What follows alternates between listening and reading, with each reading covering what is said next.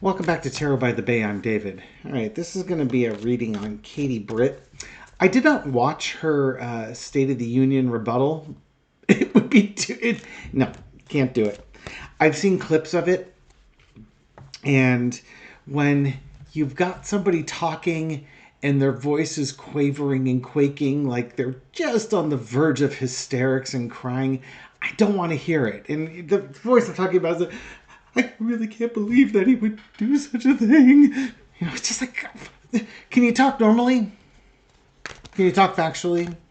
Can you turn off that part of your brain? But that's done on purpose. It's trying to convey her passion and her feelings and the outrage and the anger, the quavering anger that she's just managing to suppress.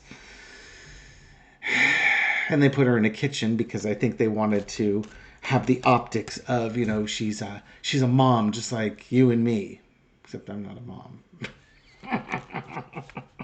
She's a parent like you or me, and you know, these things are important to her, and as a parent, they should be important to you. She's a mom, and these things are important to her, so they should be important to other mothers, and that sort of thing. The problem is when you're being dishonest.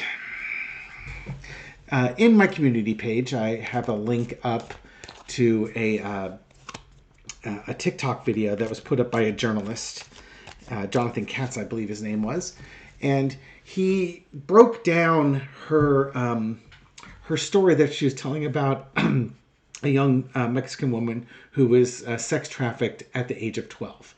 It's about a 7-minute long video. Again, I have a link in the community page. Go watch it.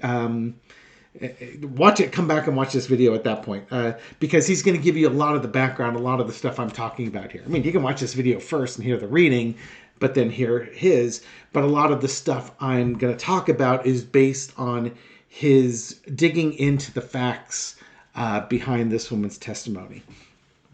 At a real high level, for those who don't want to watch the video right now and just want to watch this video and not the other one, Katie Britt was talking about meeting a woman who told her, Katie Britt that when she was 12 years old, she was basically sold for child sex trafficking. And that she's like, she told me this, and you know, we wouldn't want this to happen in a third world country, much less the United States. So already there's an implication that this event happened in the United States. That this woman told Katie Britt, or she was a 12-year-old girl, told Katie Britt this very personal story, and the implications happened in the United States.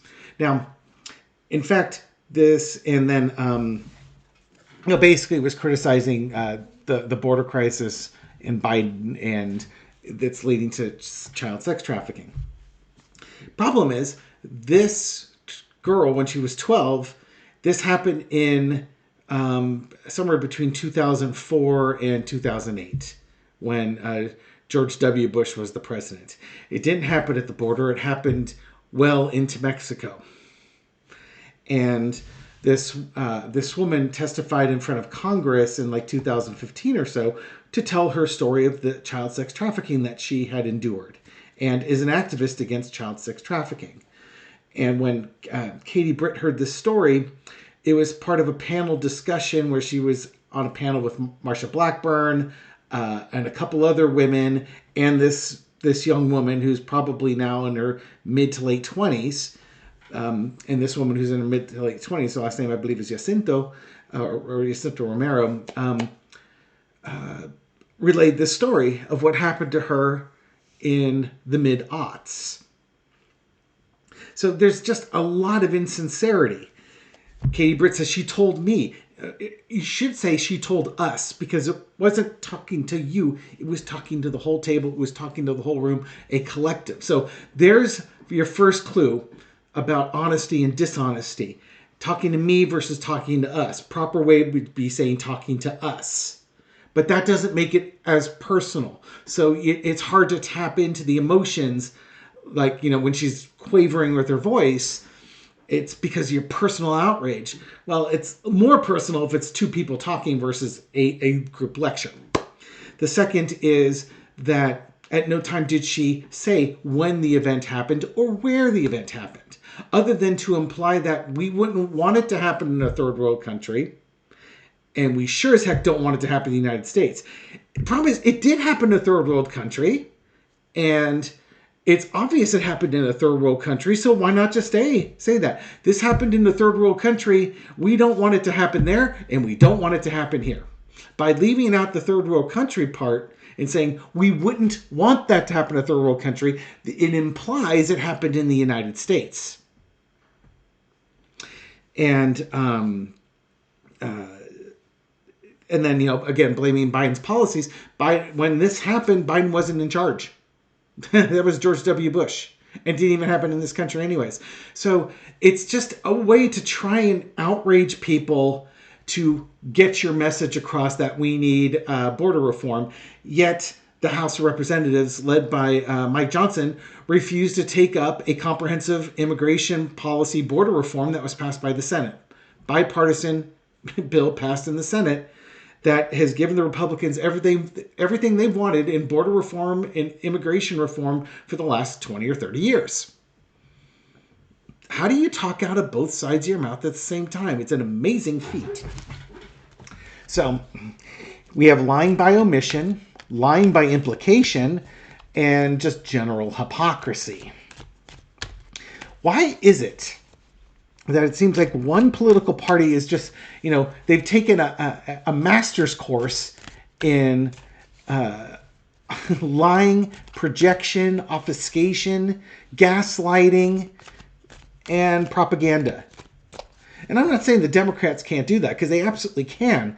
But, again, the Republicans are just creating a new art form out of this. And it's infuriating. Come on down. Let's go have some fun at Katie Britt's expense. Okay. Entertainment purposes only.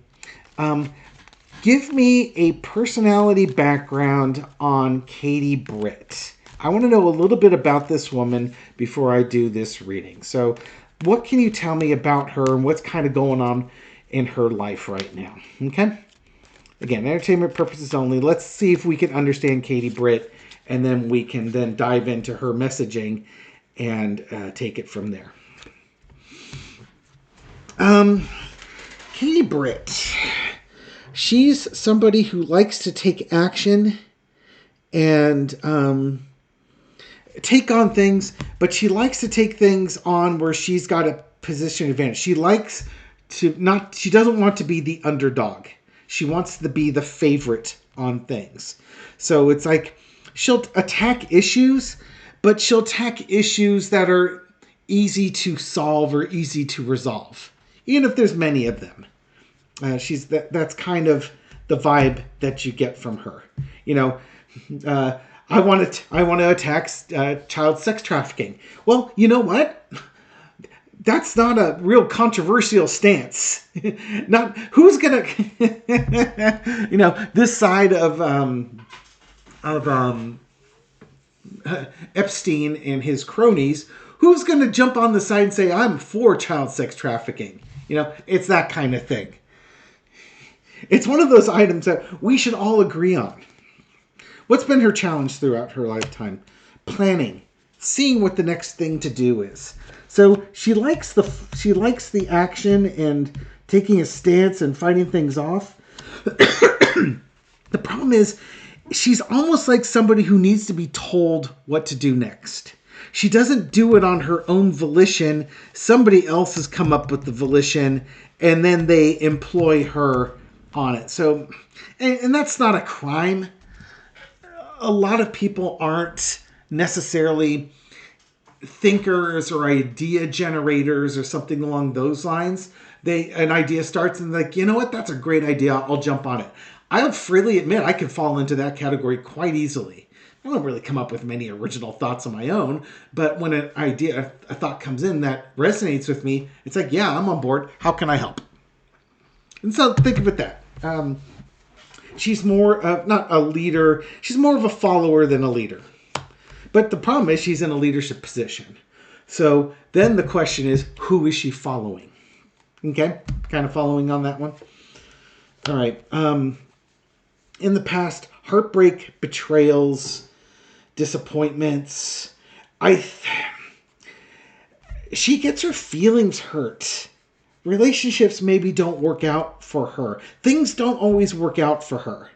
And it's really shaped who she is. Maybe she's the type that if she loses a fight or loses a battle or loses something, it really hurts her to a deep soul core level. And or maybe if she comes up with an idea, it's ridiculed or something along those lines. And it's impacted her where she doesn't come up with the ideas. She'll follow somebody else's ideas because it insulates her from this. By the way, underneath everything is the Ten of Wands, the burden.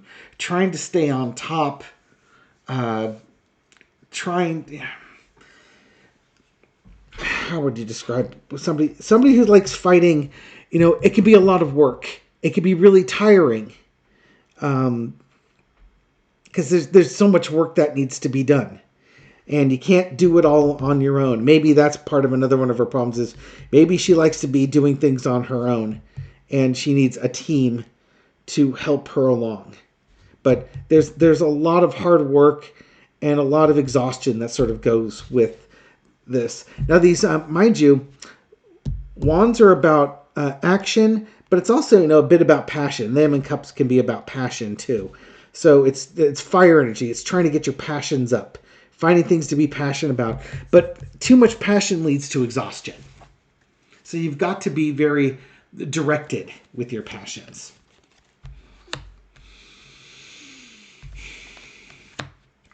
Always around her is judgment.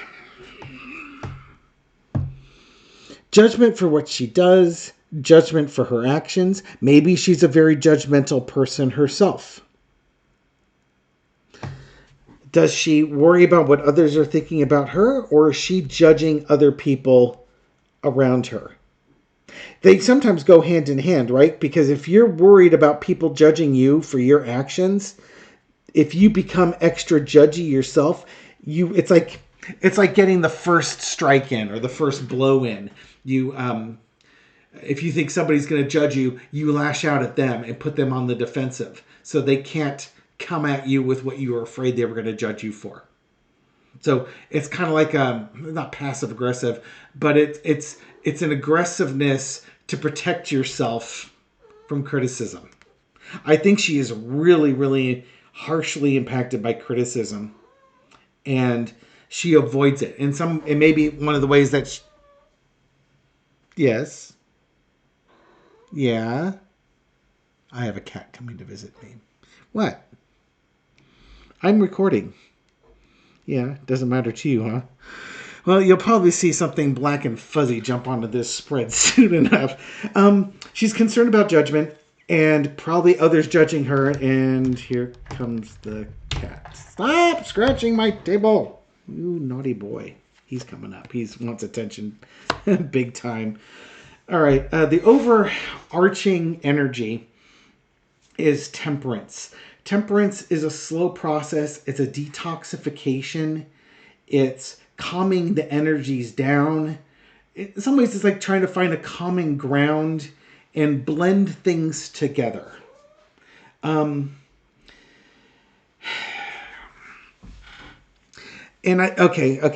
see where you're going with this here. And it's also blending those emotions together too.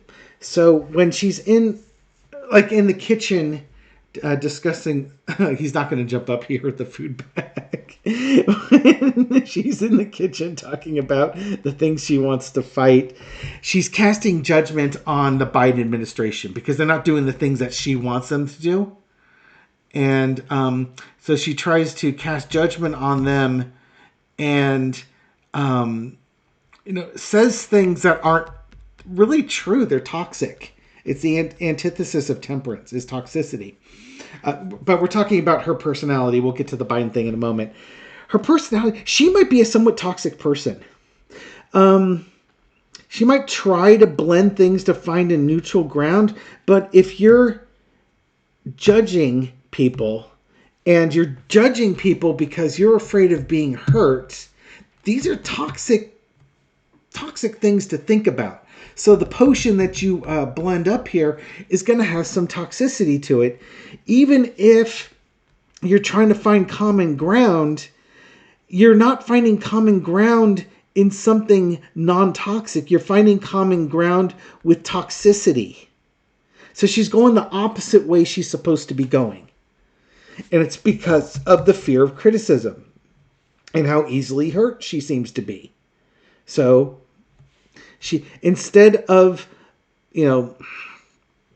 living with it, understanding the disappointment and rising above it, she kind of blends it into her personality.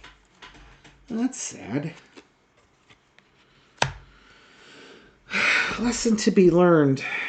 The kind of lesson to be learned from this temperance and this judgment is the Eight of Coins. You start working on things. You start building things. Building up your values. But your values are based on toxicity. They're not based on purity. If she could let go of the disappointments and be concerned about higher goals. Now, again, trying to get rid of child sex trafficking, that's a great goal, something to get rid of. And trying to find ways to do that and then working to do it is great. But I think she's driven by this. And that's the problem. That's the problem she's running into. If she can get rid of this, she could be fine. She could be a force to absolutely get stuff done. The outcome leads to the Nine of Wands. So, again, she gets hurt. She judges. She's worried about being judged. She can be a little bit toxic getting back there, or tries to, defang the toxic people around her, bury her head in work, so she's not really paying attention to this part of it. But the problem is that, when you're fighting, you get exhausted, and there's more battles to fight. So it's hard to keep the passion up. And again, underneath it all is the Ten of Wands. So this woman's almost like emotionally exhausting and exhausted. I'd hate to be in a relationship with her, because it just seems like there would be a lot of drama and no calmness. This is what she needs. She needs calmness. She needs to detoxify. But I think she puts herself in positions where she can't detoxify, because she incorporates her fears and her emotions into her personality, and she makes a toxic brew with it. And it all comes from the fear of criticism. Again, entertainment purposes only. What do I know? Never met this person before. Don't know her story. That's just kind of what the cards are indicating. But it's also, I'm looking at these cards. She could have make an amazing difference. She's on a parallel path. She's just going the wrong direction. Get on the other path and move towards self-improvement, and then everything around her is going to be better. Now, with regards to her rebuttal to the State of the Union address, what was the energy around that? I'm curious to see if we get some cards that are similar in these two readings, because that'll kind of highlight the kind of like it lights up what was triggering that response. I'm not the type of person who likes fake implications or lying by omission, because it's deceitful. Lying is deceitful. Did you take that chocolate cake? No. You got chocolate all around you. You're obviously lying.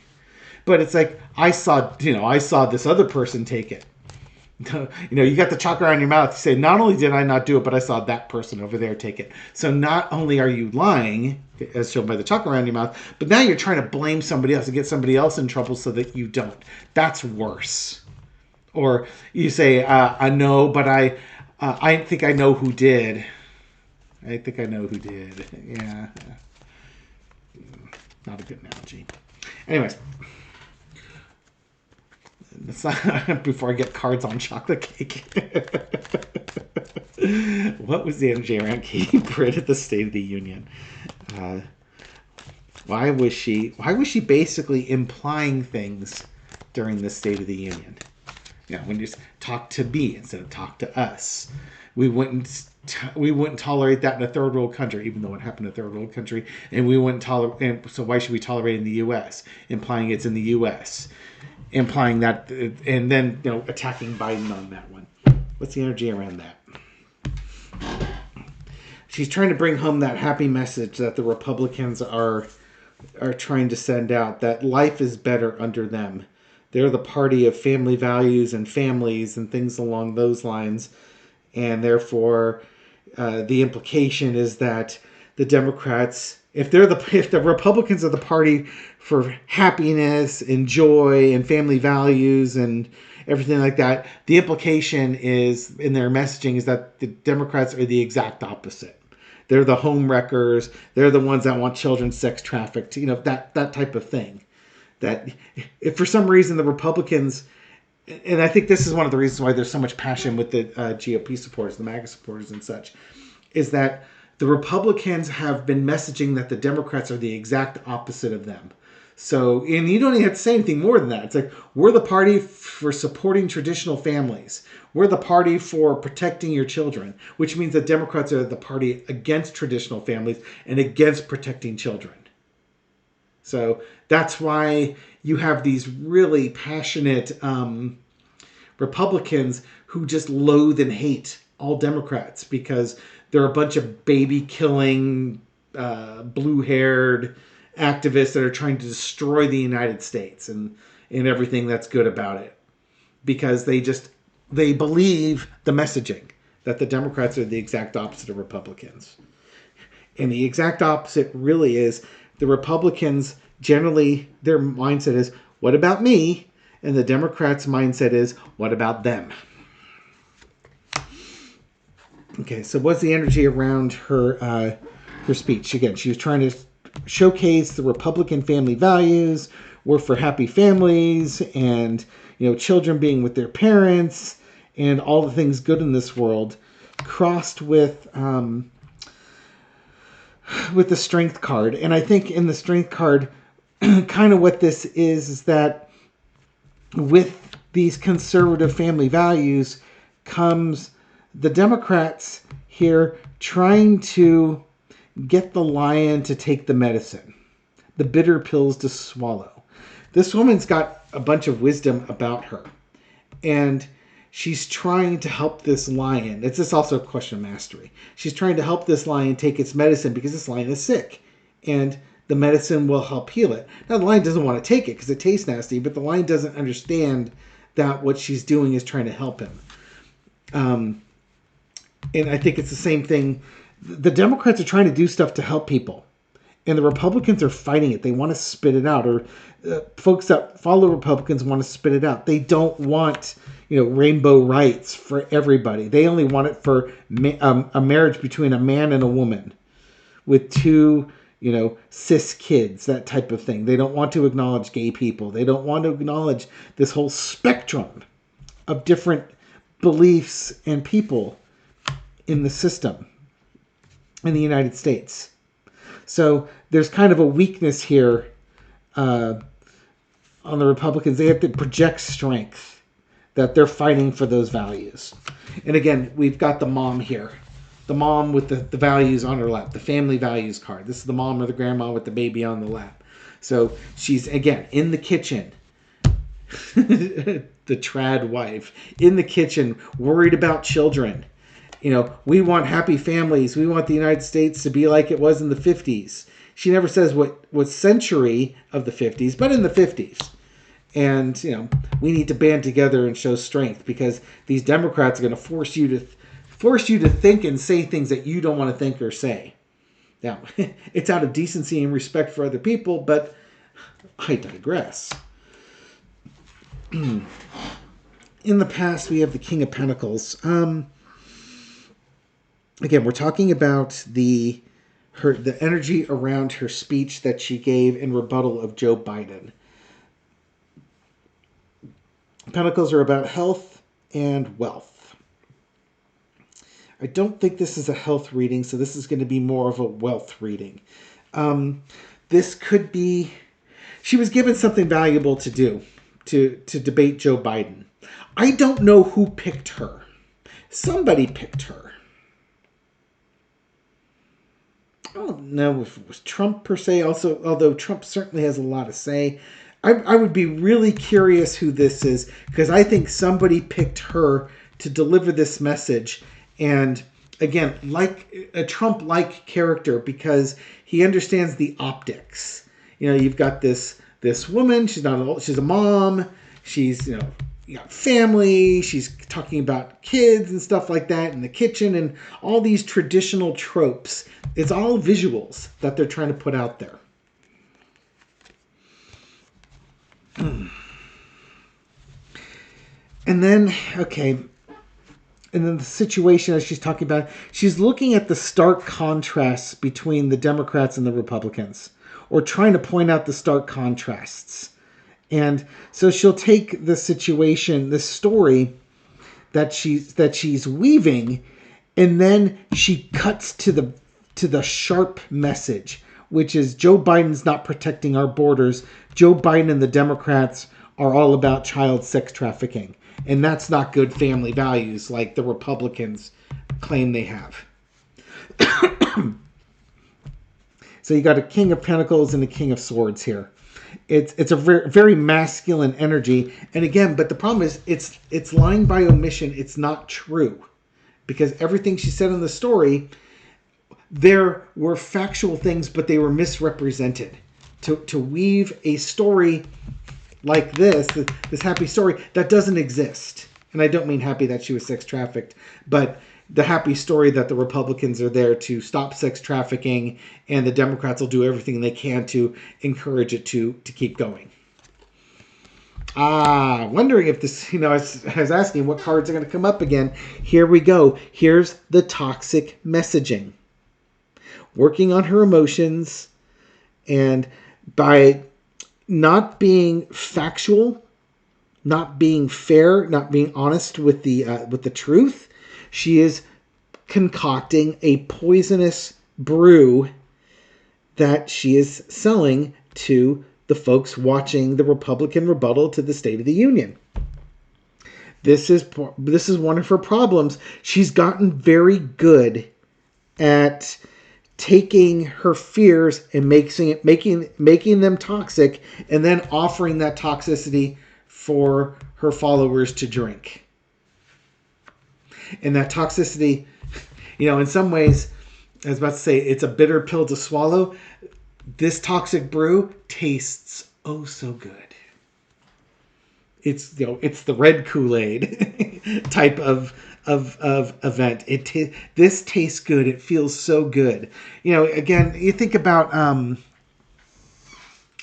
the toxic behavior that's come out since it was before Trump, but Trump normalized people being really, really ugly, and being ugly in public, being racist is all get out, and it felt so good to get those shackles of political correctness off of you. But the problem was the political correctness wasn't political correctness. It was a messaging of, can you at least be decent to other people instead of being a racist? You know what I mean?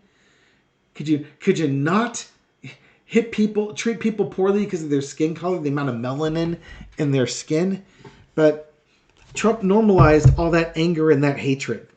That's the toxic brew. And it feels so good to just verbalize it and get it out there. The problem is it comes with consequences. And they're only starting to see some of the consequences. That's where cancel culture came from. Oh, you want to be a neo-Nazi? Guess what? You're going to lose your job because a lot of companies don't want to employ neo-Nazis. Go figure. And then there's that accountability. It's like, you canceled me. No, you're the idiot that wanted to be a freaking neo-Nazi and let everybody know about it. Jews will not replace us. That whole thing in Virginia.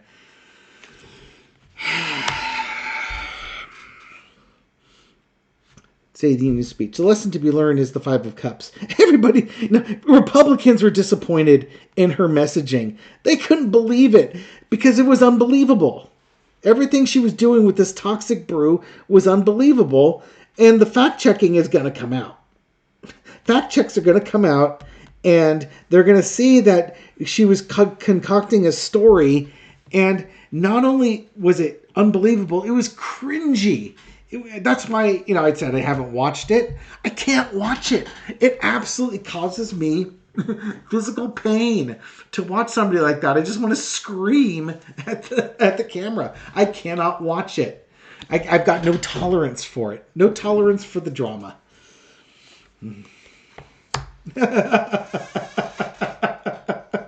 Out come the hanged man. All right. I don't think she brought a lot of people on board new. I think what's really happening is they're going to throw her under the bus.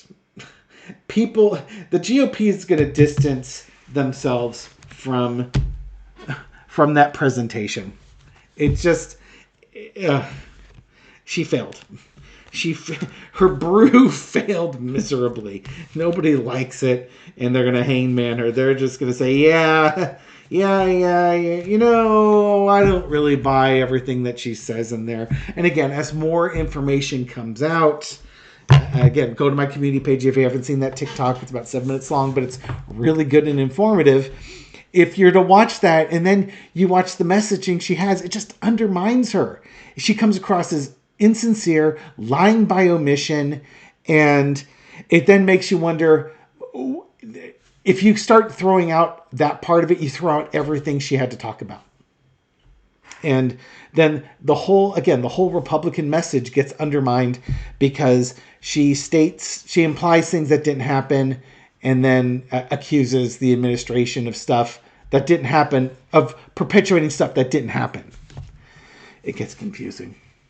I think she's going to have, well, let's see. I was about to say, I think she's going to have a hard time getting reelected. Let's find out. I don't know when she's running next, but little for Carter, how is this little scandal going to impact her reelection bid? God, Alabama, man. You got child molesters, I believe, running for the Senate. You got Republicans running as Democrats for the Senate. You got football coaches who want to cause an insurrection in the Senate. It's like, good God, man. Dear. Roll Tide. Oh, God. How is this going to impact her? How is this going to impact her reelection? Roll Tide. Page of Swords. You're going to look at her like, you don't know what you're doing, do you? Maybe not an intellectual giant either, but it's more like, you just don't know what you're doing. There's Biden. Queen of Wands. There's those wands again. Yeah. This did not do good. This did not do a lot of things for the junior senator from Alabama. She looks like she just doesn't know what she's talking about, and it's just a disappointment. Maybe they had high hopes for her, but after that performance, they had to have high hopes for her. You wouldn't put her. The State of the Union rebuttal. That's a prestigious thing. They're expecting a lot of stuff out of you, the GOP and such. And she failed. She looked like a rookie. They were expecting a woman in charge. They were expecting a woman with passion who was going to go forward with her message. But in the end of the day, Biden came out ahead. He came out aces. His speech was great. Her rebuttal was amateuristic. Like an amateur. She didn't come across as the Queen of Wands. She just came across as just overly emotional and basically came out defeated.